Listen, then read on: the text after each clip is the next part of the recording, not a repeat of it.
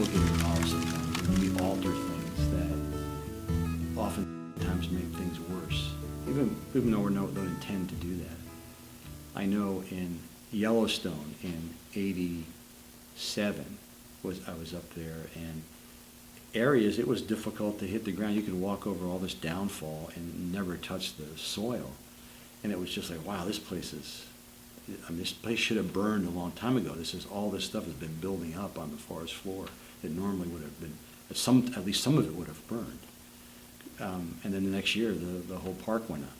You know, the only fires that they really got a hold of were the individual ones that the jumpers put out that got engulfed, you know, in the larger conflagrations. So that's the kind of a thing and I saw that in a couple of different places where you think, well, this place really needs to burn. But over the years and decades, that start building up, then it's not going to burn like it normally would.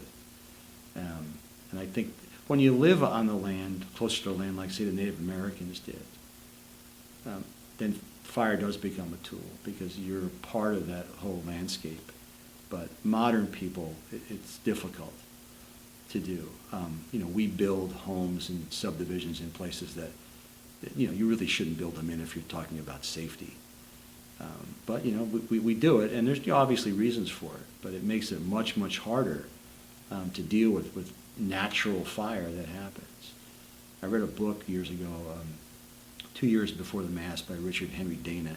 He had come, was kind of from a wealthy family, but he went 2 years on a boat, and he came around, all the way around South America and up, and he's coming into California, San Francisco, this is by Santa Barbara actually, and it's nighttime, and he can see all the fires just burning up up the mountains.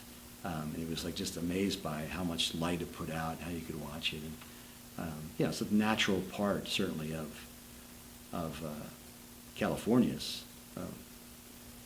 and most other places too as well. But you know, it's hard to do that now. You have people that move from the city to a country area, and they want it to look natural, and they think natural means not cutting anything.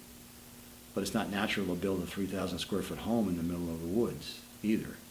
But they don't look at it that way. They want it to look like it is a wildland area, and don't really think much about what fire can really do.